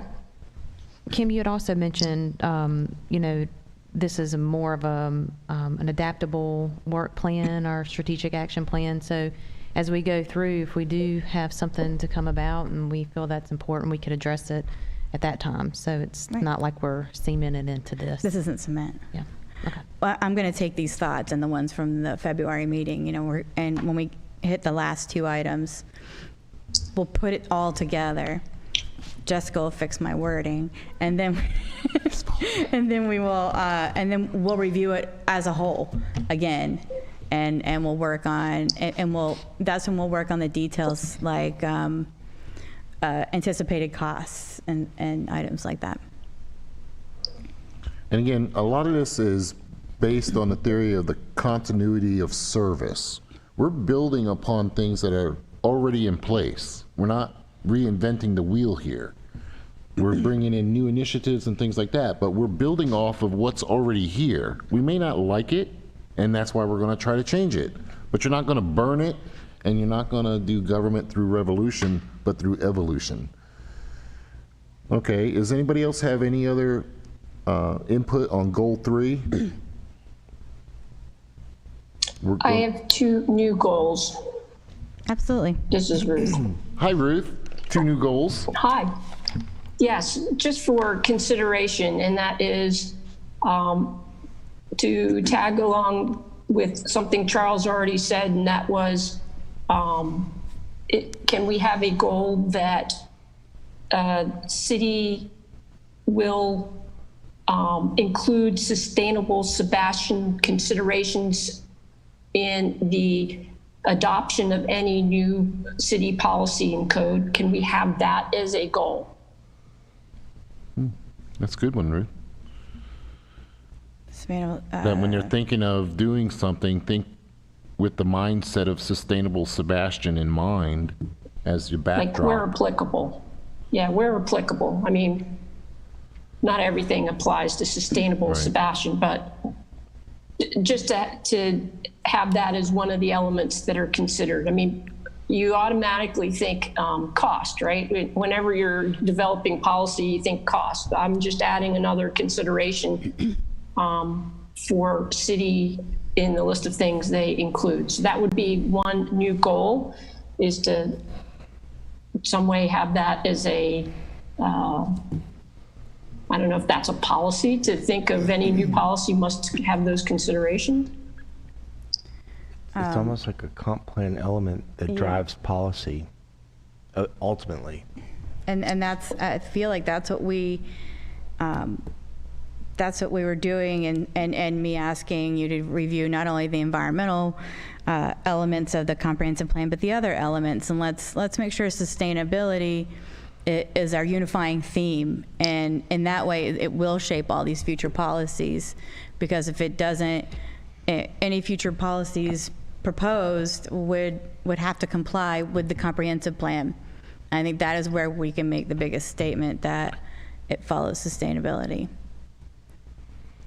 Okay, I think that's a good idea. My second thought was, from our first initiative, we discussed the banning of single-use plastics at city events and city property, and was wondering if that then feeds into the comprehensive plan, or can this be a new goal for, that policy to be shaped sometime there, over the course of,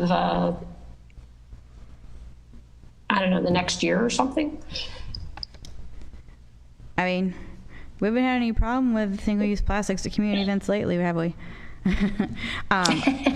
I think that I think that's absolutely something that we should look. And I haven't even had a chance to review the parks one, but you know, there's a whole parks element, and they are. I think they're going to be presenting it in a couple weeks, right? Yep. And that's a great one for us to bring to the table as they discuss that, the Parks and Rec element. Thank you for bringing that up, Ruth. Do you have anything else you'd like to add with that? Was your question answered? Yes, thank you. No, nothing more. Okay, does anybody else have any additional input on Goal 3, assist city in revision of tree protection and landscape ordinances? We're a little early on it, I think, with the subcommittees and everything. Just make sure we get everybody's opinion on this. Okay, we're going to move on to Initiative 4, reducing the city's operational carbon footprint by promoting sustainable energy resources through the implementation of sustainable technologies where practical. Goal 1, add bottle refill stations to all city parks and fountains.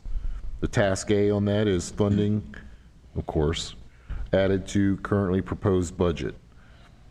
Goal 2, increase the availability of bike racks around the city. Task A on that would be funding again. Funding is a common theme here, added to currently proposed budget. Let's talk about Goal 1, add water refill bottle stations to all city parks and fountains. Does anybody have any input on that? We'll start again, left to right. I'm sorry, I keep starting with you, Donna.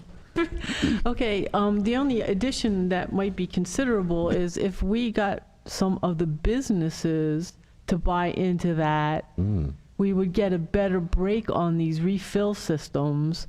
You know, I'm just thinking that we have some businesses here, especially like the restaurants and especially along the waterfront here where we have all these people that are walking and biking and everything. If we had any one of those businesses to buy into this, it would help expand that thought process. Would we be able I know that I will say that when I first brought this this discussion to the table with the Leisure Services Director, he comes to us from the Jupiter area, from Jupiter, and he said that when they wanted to do that, bottle refill stations, actually, they're corporate sponsored, and they had the advertisements in the bottle refill stations, and that was a really good program. And I don't know the details.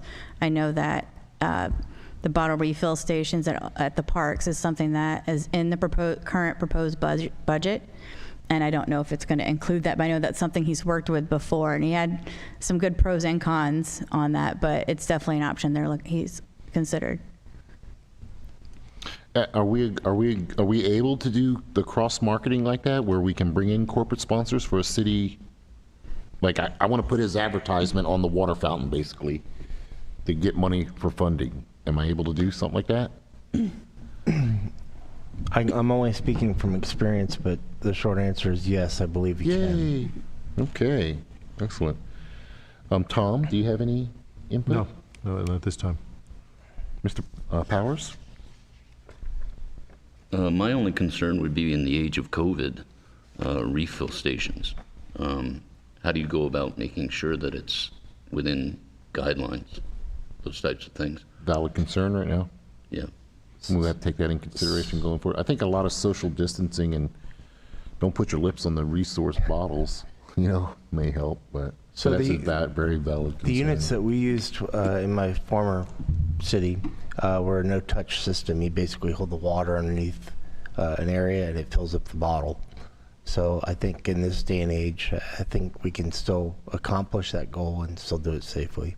I've seen them at the Orlando International Airport, and basically what it is literally a fancy water fountain. Yep.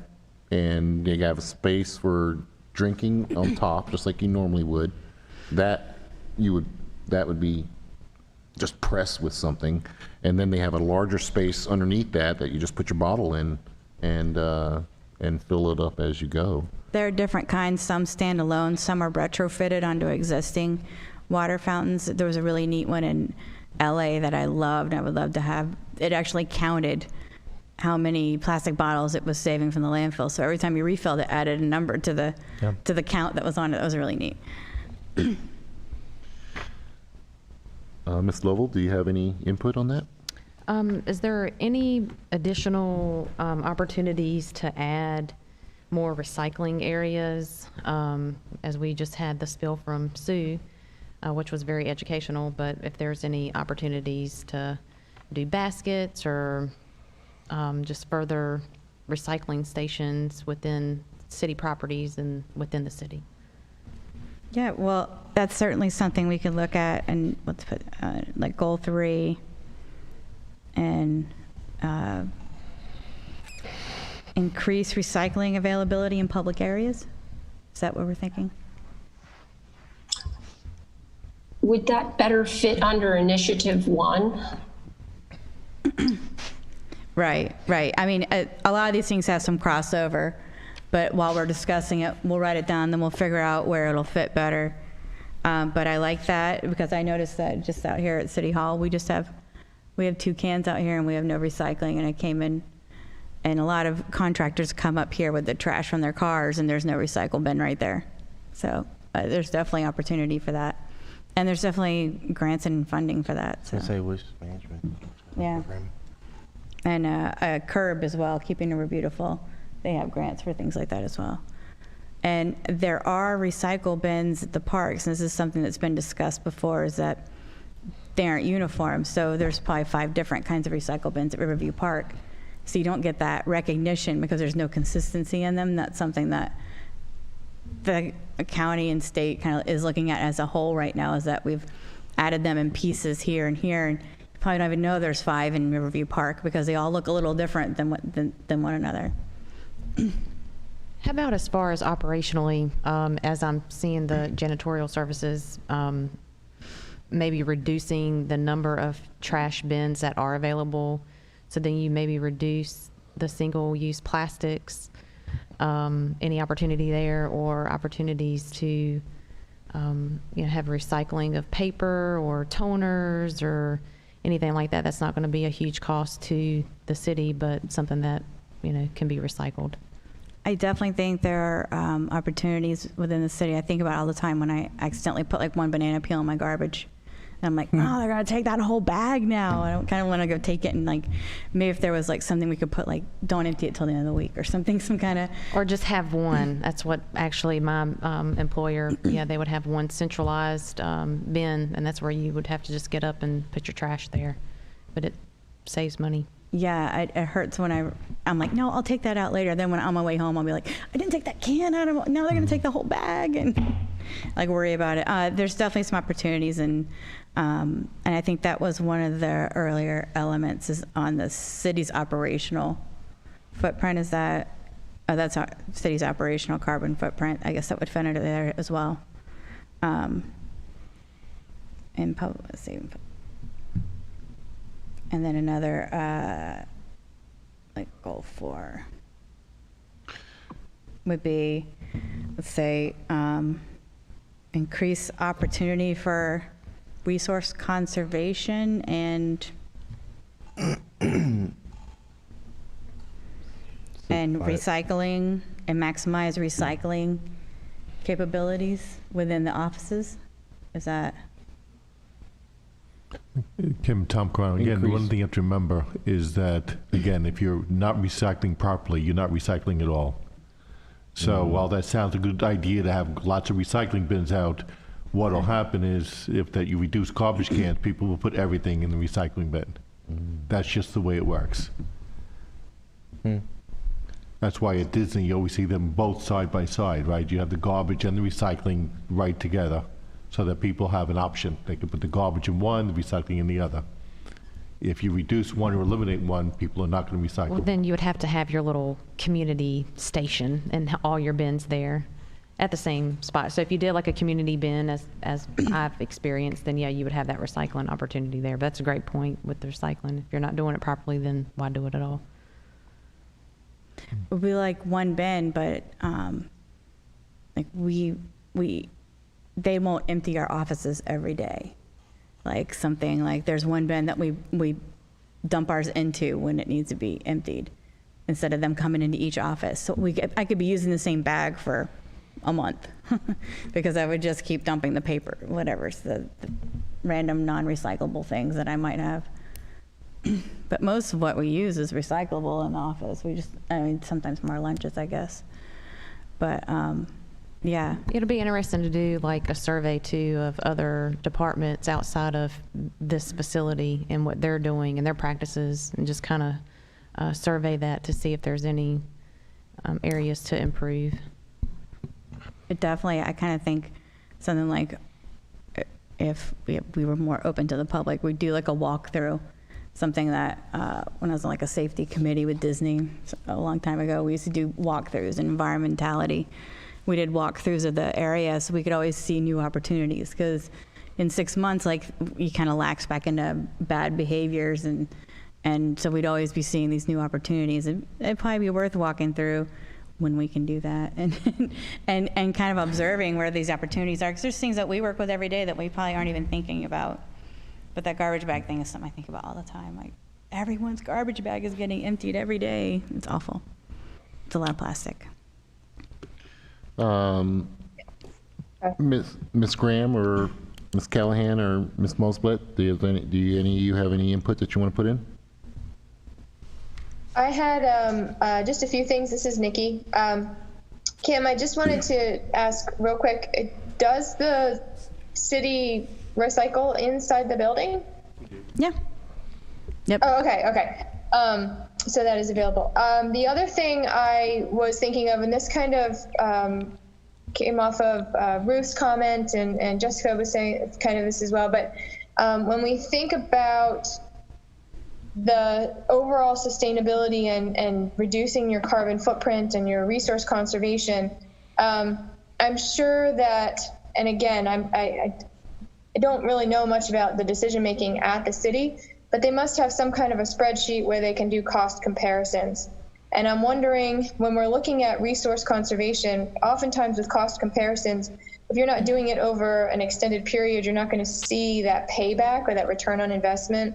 Or say, just as an example, like electric versus gas appliances, or mowers with the city, or something along those lines. And I'm wondering if we can put that in here, or if that's part of the comp plan, where we can have those sorts of long-term return on investment reflected, but also incorporate into that the idea of what are we saving or what are we reducing in terms of our natural resources.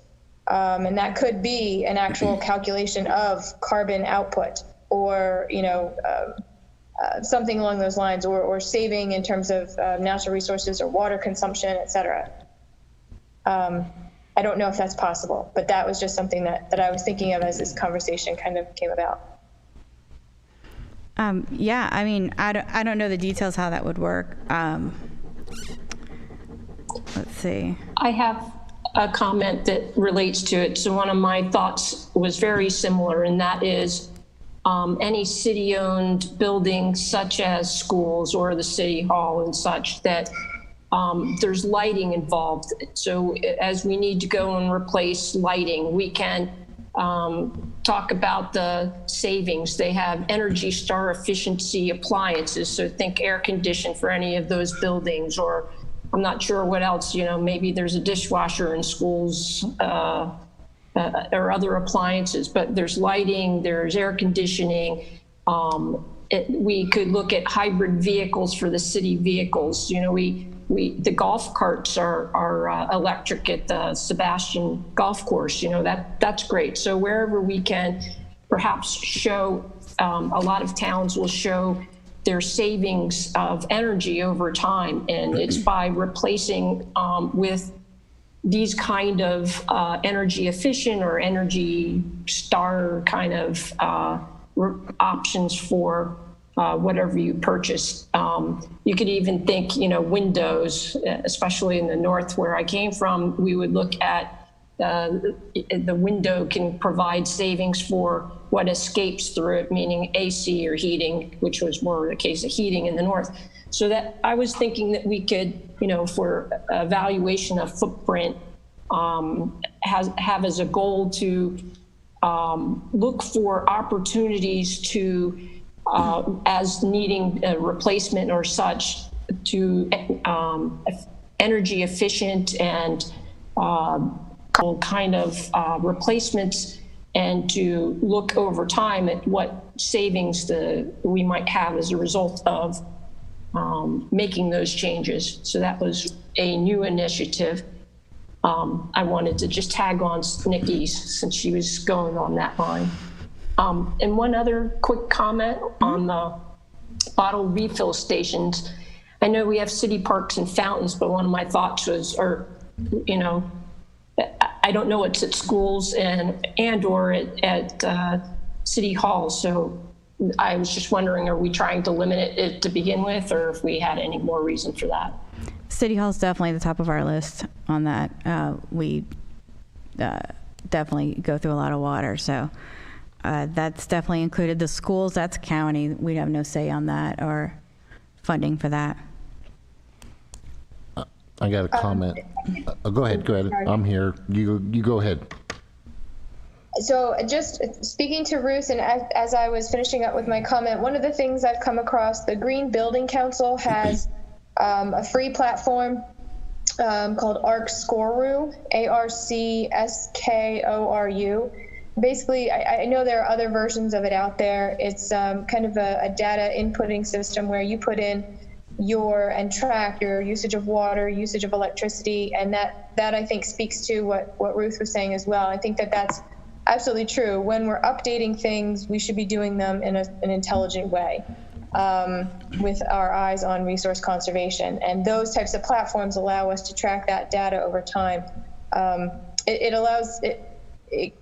gives you information, pretty effectively over the long term. The challenge is getting the information in up front. But and if I could just say one more thing while I'm thinking of it, the last goal and task talking about bikes and bike racks.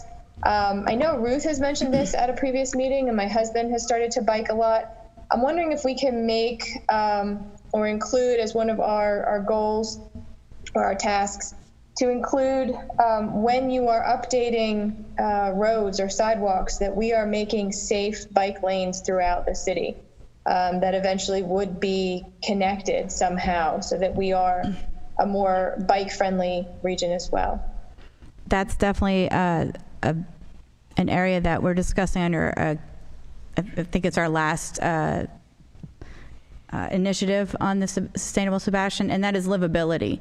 And that's one of the key elements to livability, is this connectivity of walking and biking spaces. And so that's definitely something we're looking at with a map that we've been working on. It's been an ongoing process of this ultimate green infrastructure map, is also about the connectivity of green spaces and trails and sidewalks and bike paths. Okay, perfect. So my thought on the discussion between you and Ruth, Nikki, is with the lighting, the windows. So what we're saying is capital improvement projects and major purchases, things that go out for bid or things that are handled through a procurement coordinator. We want to see a focus on the energy efficient choices made, and consider that when we're looking at the costs of the overall savings when we make these. Correct? If there's an integrated program for all this, everything that you guys had said, one of the things that I do in my job is I work in the solar industry, and I'm always doing these energy audits, both commercially and residentially. I've been in the energy auditing business since 1996. It's all I do, day in and day out. What you guys are talking about is the LEED program, L-E-E-D, and that's Leadership in Energy Design. And it's a national program done by the USGBC, and it's a fantastic way of doing everything that you just said. If you run everything through a LEED sponsored program and you go for a silver or platinum level LEED certification, all your buildings all of a sudden have good windows, upgraded air conditioning. It doesn't even have to be upgraded. You're going to put in air conditioning anyhow. Your carpeting doesn't give off fumes. Everything that you can think of, everything that you just said is done in a LEED certification, LEED. And that is because everybody's already brought it up. I'd like to make that one of our goals, is to have the City of Sebastian buildings either retrofitted or as they're coming online to be LEED certified, either at the basic, a silver level, but you really want the platinum level. I would caution against mandating that, only because I've been through the LEEDs process on a few large municipal buildings in the past, and there's a cost associated with getting a silver or a gold designation for your building. In my past experience, what we've done is we've strived to adopt LEED's sensibilities, design sensibilities when building those kinds of structures, but we did not pursue a LEED certification because it does add about 10% to your construction cost just for the certification. And I thoroughly agree with what Mr. Loring just said. It's an expensive process, and if we can adapt the guidelines, would be just as good for me. I don't need to be called silver or platinum to know I have an energy efficient building, solar out there generating my electricity and electric cars. And I believe that that's the last initiative of our plan, is about the toolkits. And that's something we want to consider as a toolkit, like a guideline for future purchases. Consider it like that. And is there any other input on goal 1? Because we're just talking about the bottle refill stations. Now we're going to the bike racks for goal 2. The task in the goal 1 is funding.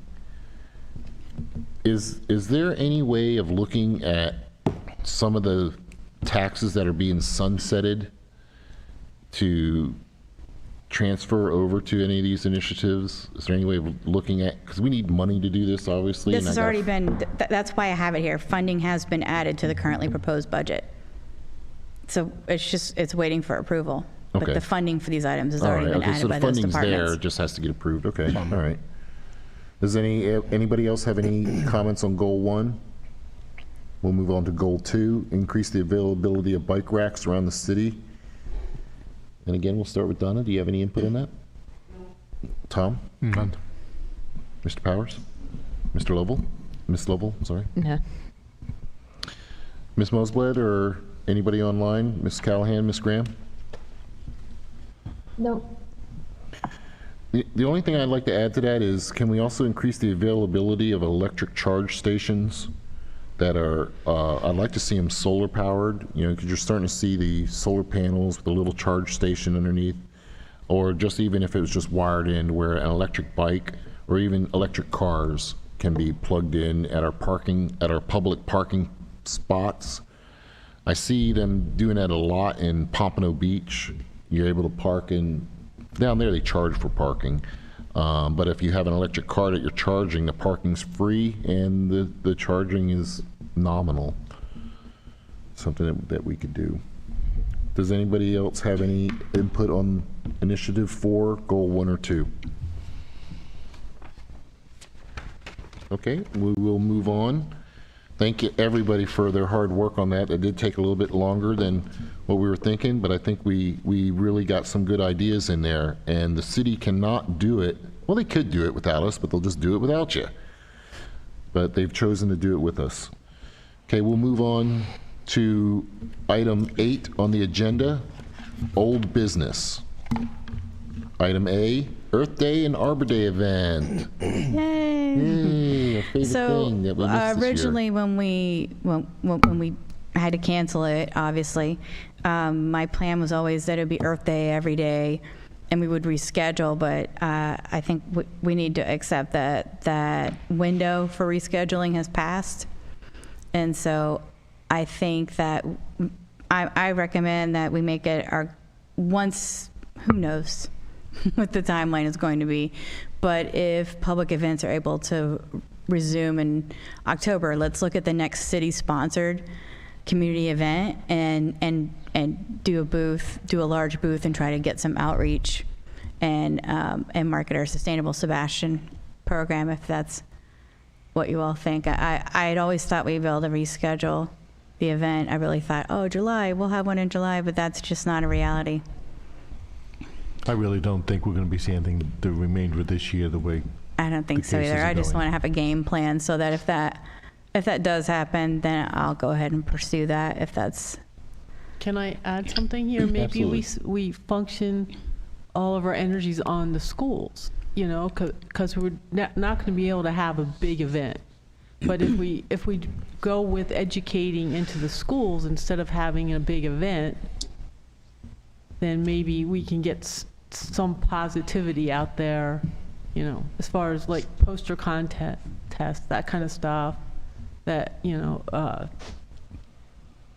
that's what I'm thinking. Essays, anything like that, that we could, you know, we can put a couple bucks into giving them $25 here and there for winners or whatever, or T-shirts or whatever, but it'll get the word out through the school system if we can maybe focus on something like that instead of this other big event that we obviously don't have enough time or people to manage it right now, because we don't know when we're going to have festivals in the near future. No idea.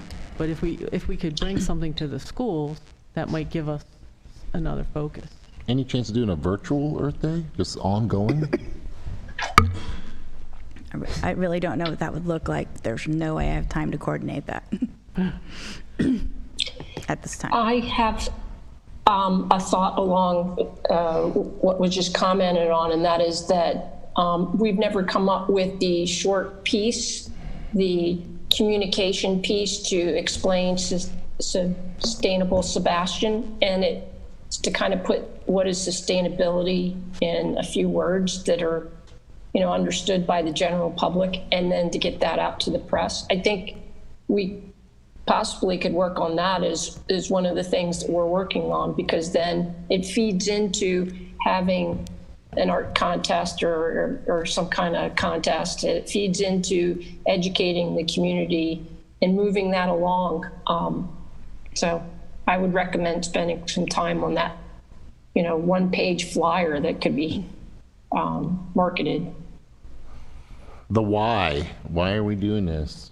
I remember talking about that. We were talking about the elevator speech with what is Sustainable Sebastian, the sizzle. You know, you want to sell that sizzle of Sustainable Sebastian, get people to buy in, and it's you know, you take little baby steps at it. That was a good point. We do need to work on that. Just every time somebody asks us, this is what it is, we all know the answer. Is there any other input for old business, item A, Earth Day, Arbor Day? Anybody got anything else? I'll just concur with what Ruth and Donna were saying. I think it's a good opportunity to market the Sustainable Sebastian, and definitely if you need help with anything or brainstorming further ideas of how we can get the word out, I'm available. We'll put that on the next agenda. Any additional input? Okay, we're going to move on to number 9, member matters. Sure, we all have something that matters to each member. And Donna, do you want to start us off again? I like going left to right for some reason. I'm sorry. I don't have anything under Okay, the. Tom?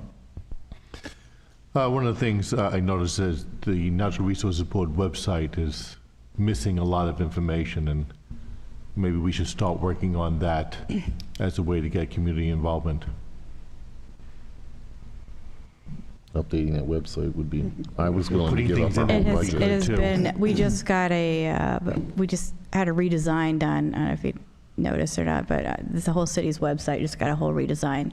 So now I'm going to start altering the content of it. I know we've had some discussions about it before. I still have a lot of those things to get put onto the website. It was just kind of on hold while we transitioned to a new format, which was just set in, a week and a half ago. Yeah, and one thing I'd like to add is things that you'd like to see, let us know, because we can facilitate that conversation. Donna sent Maybe me some something should be great put links on for a- like gardening sites that are fantastic for green Right. gardening.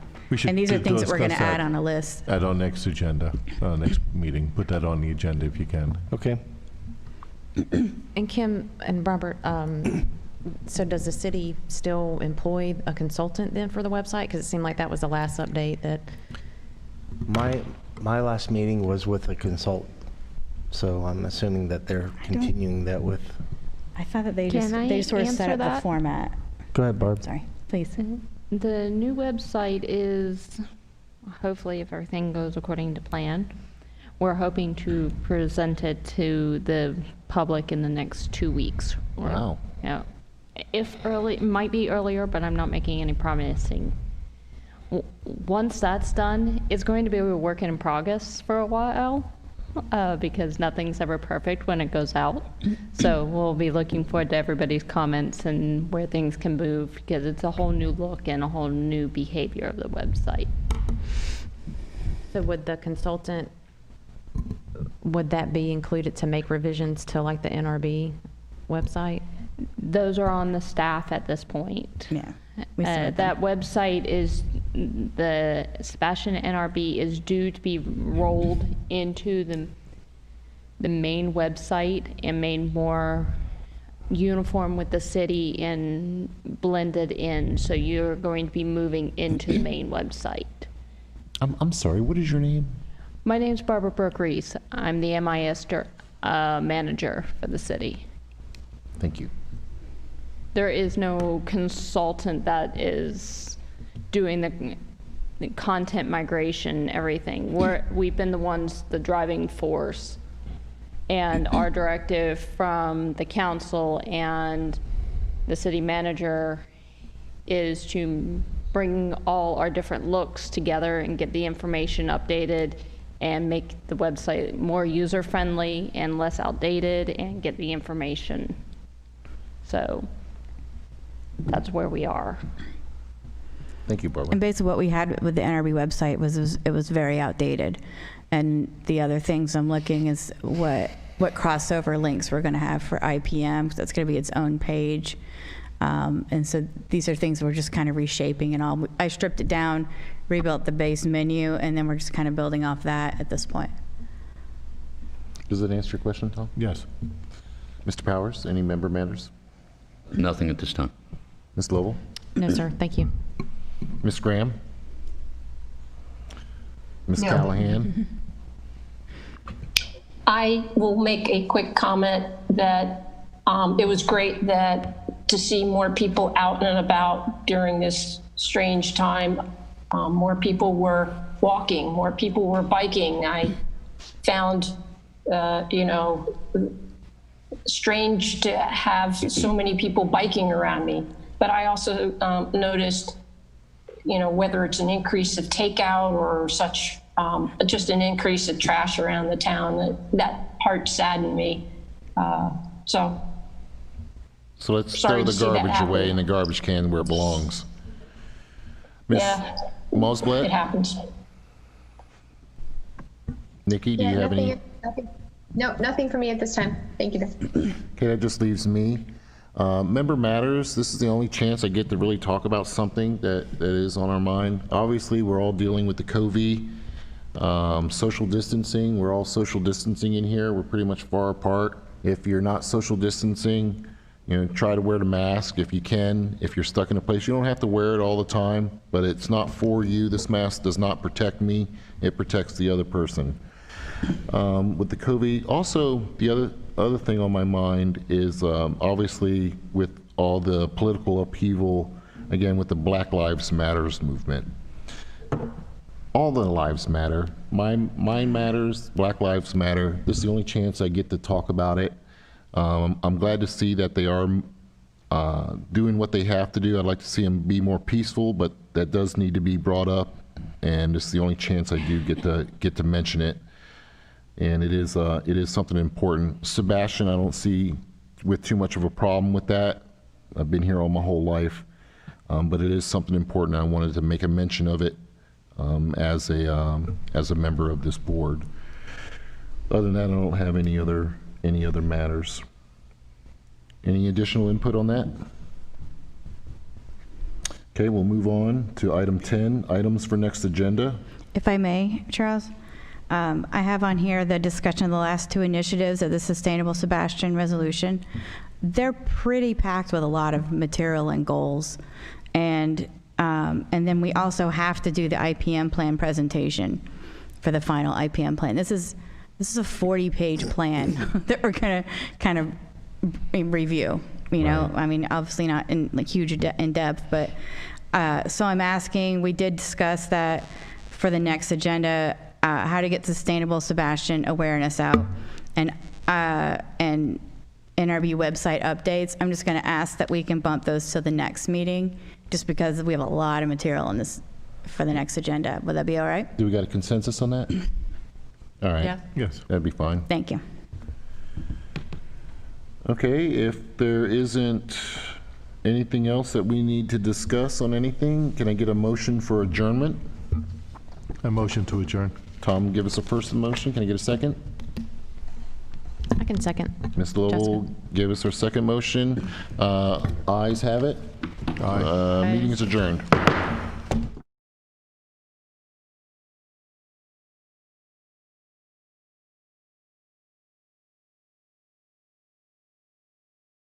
Of me.